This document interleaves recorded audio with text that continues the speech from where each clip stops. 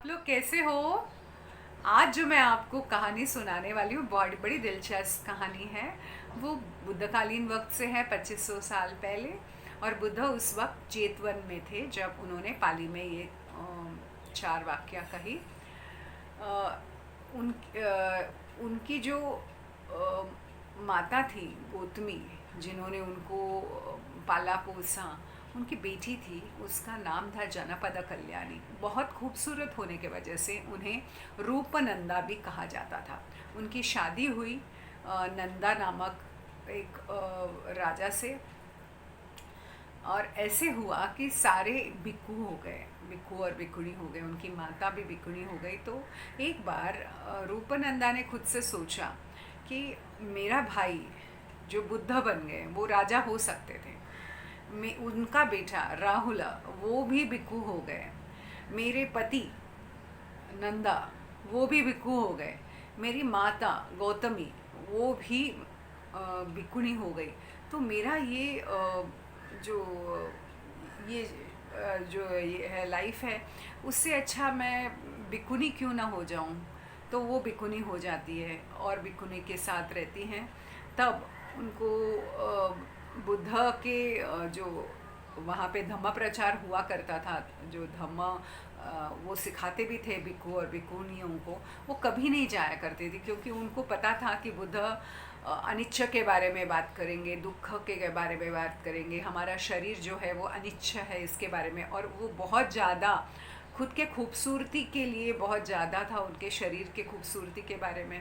तो वो बिल्कुल नहीं चाहती थी कि वो बुद्ध के वो सब वचन सुने। लेकिन एक दिन अनजाने से ही वो पहुंच गए वहाँ पर, और बुद्ध ने उनको देखा और उन्होंने मन में सोचा कि एक कांटा को निकालने के लिए कांटा ही चाहिए।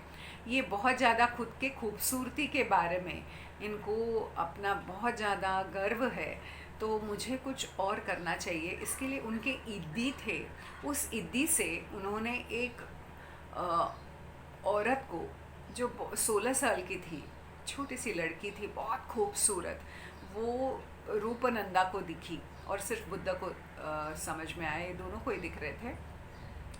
तो उन्होंने देखा वो लड़की इतनी ज़्यादा खूबसूरत थी, तो उनको लगा मैं तो बिल्कुल भी कुछ भी नहीं हूँ ये लड़की के सामने।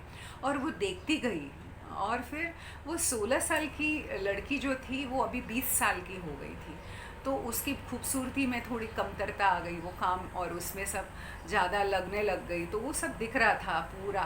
बुद्ध ने अपने इद्दी के सामने इद्दी से सारे चीज़ें रूपनंदा को दिखाई। फिर वो औरत 30-35 साल की हो गई, थोड़ा और चेहरे पे थोड़े झुर्रियाँ आने लग गई। और उसके सामने वो देखी कि 50 साल की हो गई वो औरत। तो वो उसकी खूबसूरती बिल्कुल भी नहीं रही, वो उनका हाथ पैर सब एकदम ऐसे झुर्रियों के वजह से हो गया। अभी वो औरत और बूढ़ी होती गई और उनको अभी लकड़ी के सहारे चलना पड़ता था। और कुछ ही देर में उन्होंने देखा कि उनको अपने शरीर के कोई भी कुछ भी यूज़ नहीं कर पा रहे थे कुछ भी। तो उनके जो गंदे में थे, जो उसमें ही वो थी, उनके शरीर में पूरे मांस दिख रहा था। और थोड़ी ही देर में देखा कि वो औरत वहीं मर गई थी। जब रूपनंदा को ये पूरा दृश्य दिखा, तब उन्हें समझ में आया कि मैं इस शरीर से इतना ज़्यादा लगाव कर रही हूँ, मैं भी एक दिन बूढ़ी हो जाऊँगी, मैं भी इस औरत की तरह, मेरी भी दशा हो जाएगी, मेरी भी जरा हो जाएगी। तब उन्हें समझ में आया और वो सूतापत्ती हो गए। और बुद्ध ने उनको पाली में ये वाक्य कहा,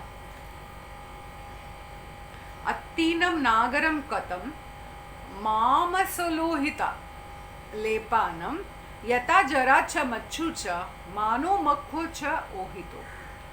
ये जो शरीर है वो पूरा मांस से भरा हुआ है, लोहित यानी रक्त से भरा हुआ है, और इसमें सिर्फ जरा ही है और मृत्यु ही है।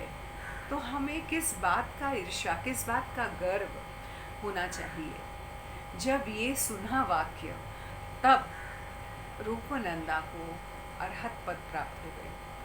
जब हम ये कहानी सुनते हैं और पाली की वाक्य सुनते हैं, तब हमें समझ में आता कि हमारा शरीर कितना अनित्य है। हम जब बचपन में थे और आज जो हम हैं, हमारे में कितना बदल हो गया है। हम वो नहीं हैं जो बचपन में थे, और आगे भी जो होगा हमारे चेहरे पे, हमारे शरीर पे सारे जरा और सब कुछ होगा। हमें बहुत जल्द ये चीज़ महसूस करना चाहिए। बहुत वक्त कम है और अपने आप ध्यान पे अपना वक्त व्यतीत करना चाहिए और हमको समझना चाहिए इस चीज़ को। आप सबका मंगल हो, सबका कल्याण हो।